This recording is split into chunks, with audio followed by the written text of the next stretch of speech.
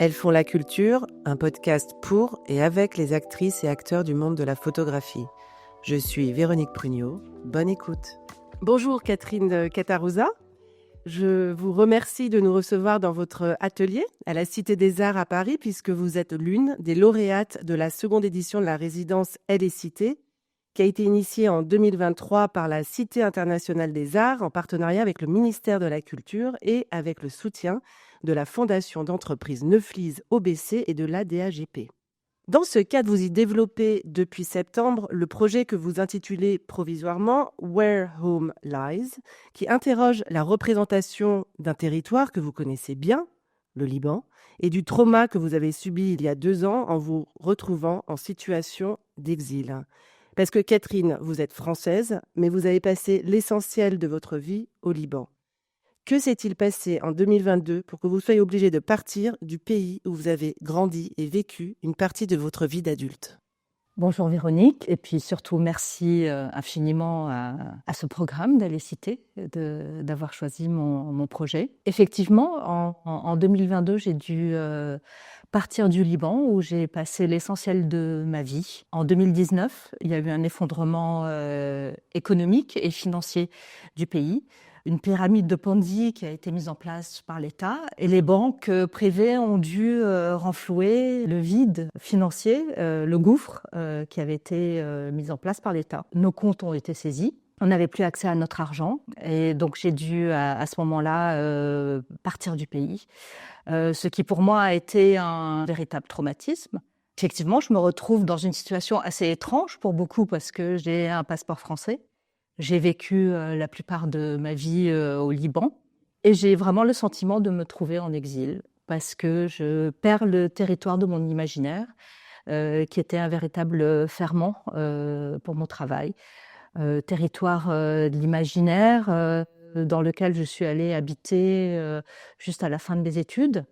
Donc dès 1994, j'arrive au Liban de façon très consciente. C'est à ce moment-là que vous avez commencé, en tout cas votre approche du médium photographique. Absolument, et je considère que au premier geste d'artiste, ça a été mon retour au Liban. Donc ça, c'est 92, et je commence à photographier le Liban dès 92. Donc juste après la guerre civile. Juste après la guerre civile, absolument. Donc on va dire que j'ai quasiment vécu toute ma vie au Liban parce que c'était très important pour moi de me retrouver sur le territoire de là où se fabriquait l'histoire. Parce que pour moi, le Liban et Beyrouth sont un véritable laboratoire de ce que nous raconte le monde et des changements de paradigme de ce monde-là. Donc dès 1994, j'ai vraiment conscience de ça et je retourne au Liban. Je n'en suis partie qu'en 2022, forcée. Votre travail interroge essentiellement ce territoire dont vous parlez, la trace, l'identité, la mémoire. Est-ce que vous pouvez nous dire un peu comment vous construisez votre travail ? Quel est votre processus de création ? Alors, mon processus de création est souvent lié à 2 choses. Des histoires très personnelles et un lien très fort avec l'histoire qui est en train de se construire. Donc, je construis mon travail par strates. Voilà, c'est des couches d'histoire personnelle qui se mêlent à l'histoire du pays et de la région et de la situation en fait géopolitique et politique du territoire. Alors, Where Home Lies est votre premier travail réalisé en situation d'exil. Il passe par une réappropriation de vos propres archives. Pourquoi cette nécessité de vous pencher sur vos images personnelles, de les révéler autrement à travers ce projet ? J'ai monté ce projet justement à un moment charnière où j'étais en train de partir du pays. Je me retrouve en France, loin de ce territoire de mon imaginaire. Et là, je me demande ce que je peux bien faire. Et je me pose très sérieusement la question de presque tout arrêter. Et puis, évidemment, comme c'est une chose absolument impossible, je me demande comment je peux continuer à parler de cette situation encore très personnelle avec un regard sur l'histoire qui est toujours en train de s'écrire. Parce que c'est vraiment une région dans laquelle l'histoire s'écrit en permanence. Et là, je me dis, je n'ai pas accès physiquement au territoire, mais il il y a un tas d'images que j'ai faites, que je n'ai pas exploitées ou que je n'ai pas utilisées dans un sens qui, pour l'instant, était resté comme ça très ouvert. Donc je décide de me repencher sur ces archives. Et le choix des images que je vais aborder dans ce nouveau projet que je fais lors de cette résidence est un choix qui s'est très rapidement retréci sur les images de territoires de l'entre-deux. J'ai beaucoup photographié les terrains vagues dans la ville de Beyrouth ou des territoires qui pouvaient sembler comme ça à l'abandon. Donc je décide de travailler sur ces territoires qui peuvent être éminemment politiques, éminemment économiques, éminemment reliés à et un effondrement de la situation politique ou de la situation économique du territoire. Et d'ailleurs, on voit, alors on a la chance d'être dans votre atelier et on voit effectivement différentes images d'un travail de recherche, hein, et, la même image retravaillée sous plusieurs formes, avec plusieurs couleurs. On voit des formats différents. On voit aussi des couches. On sent la matérialité, de la peinture sur les images. Voilà, on voit aussi des morceaux de peinture que vous avez découpés d'une feuille. Où est-ce qu'on en est dans ce processus? Alors, le travail de la manipulation de l'image s'est très vite imposé à moi parce que lorsque j'ai décidé de travailler avec mes archives photographiques, il y a un élément psychologique que j'avais absolument pas pris en compte. C'était en fait le choc psychique de se replonger dans nos propres archives. Des archives qui sont des archives très récentes. Donc c'est vraiment un déchirement très récent. Pour pouvoir aborder ces images matériellement, c'est-à-dire physiquement, de les regarder, de les imprimer, d'en faire quelque chose, j'ai eu besoin de les transformer. Et la première transformation qui s'est imposée à moi, c'est une transformation de cadre, de couleurs, de superposition. Parce que c'est un terrain qui s'efface, en fait, qui s'efface de la mémoire et qui peut éventuellement s'effacer physiquement. J'ai abordé cette transformation de l'image avec plusieurs éléments. Effectivement, il y a la peinture et cette couche comme ça, comme on me l'a si joliment dit, de mon inconscient que je rajoutais sur l'image même, que j'avais commencé à dégrader avec ce processus d'impression, de rephotographie, réimpression, rephotographie, par moments que j'ai fait en digital, puis avec des tests que j'ai pu faire aussi avec de la pellicule périmée. Cette matérialité, en fait, de l'image, cet élément de hasard, de résultat, est toujours très important pour moi. De ne jamais savoir où l'on va, quand on travaille. Il y a ce texte qu'on écrit, qu'on pense, cette idée que l'on a, et puis après, de là où nous mène le travail, une fois qu'on commence physiquement à travailler. Sur ces images, on voit essentiellement de la végétation, peu d'urbanisme et un fond noir, en plus de certaines images où vous rajoutez des couches de peinture ou que vous transformez. Pourquoi cette présence du végétal est si importante? Alors j'ai beaucoup photographié la ville où l'urbanisme a joué une très grande place sur ces terrains vagues qui sont souvent des terrains assez proches d'énormément d'urbanisme.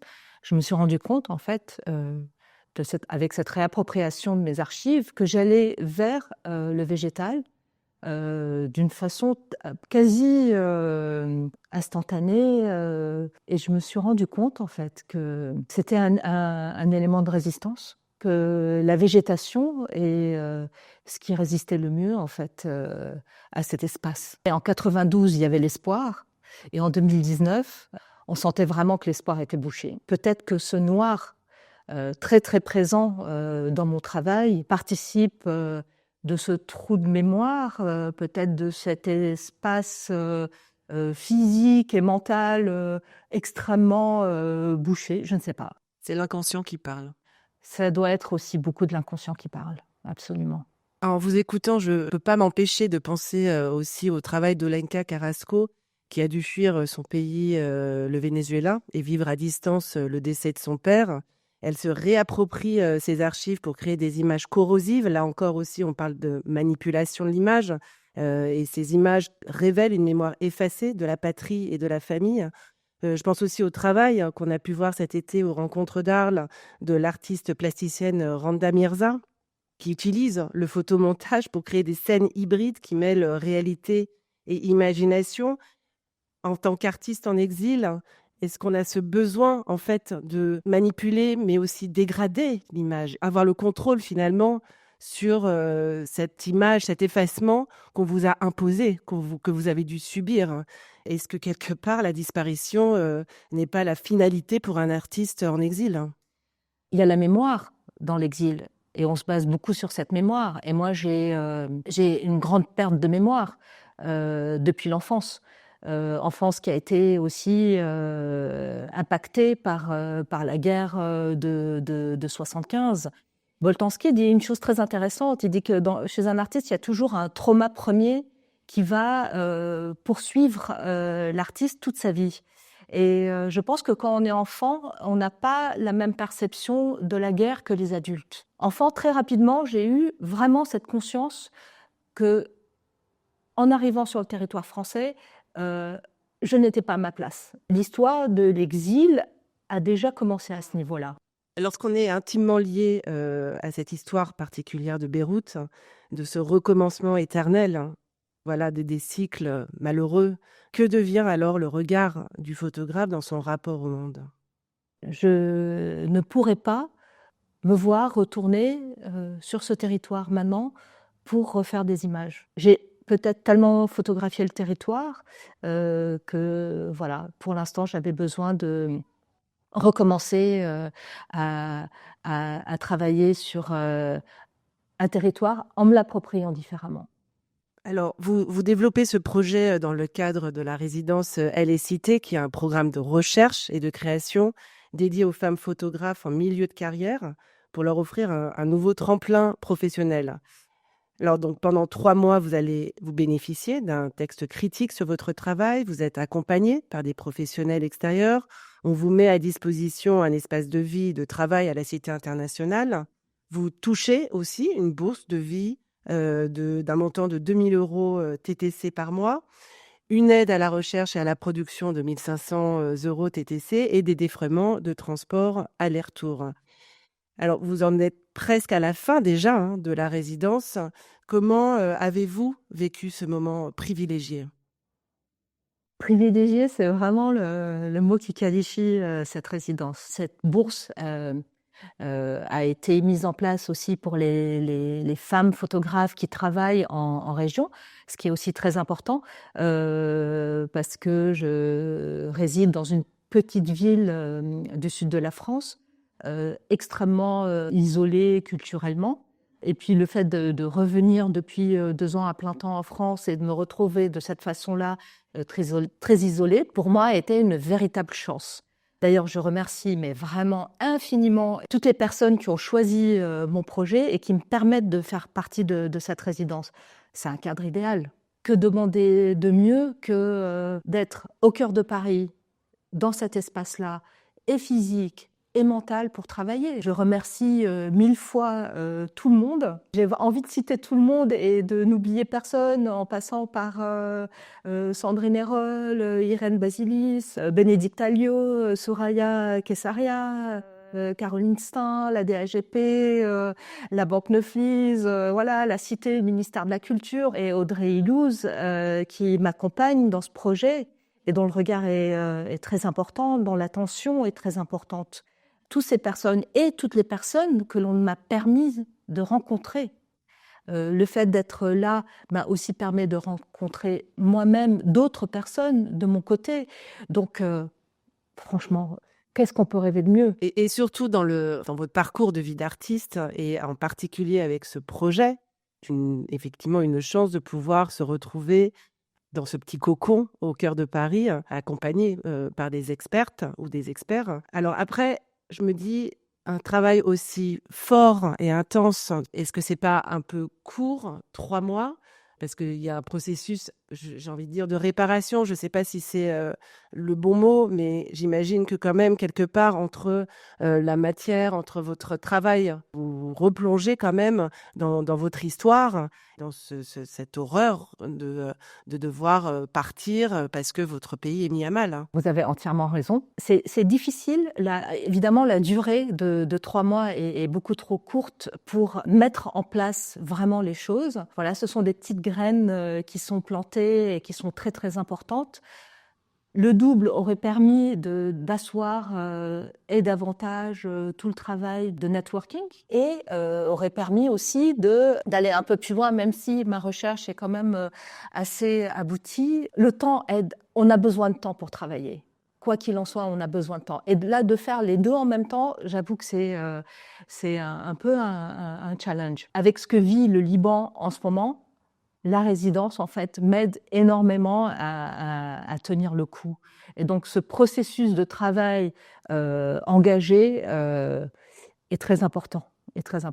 Quelles sont les étapes suivantes? Quelle est la suite pour ce projet? Alors, la suite de ce projet, c'est la mise en forme définitive, en fait, de ce travail de recherche, puisqu'on est dans une résidence de recherche.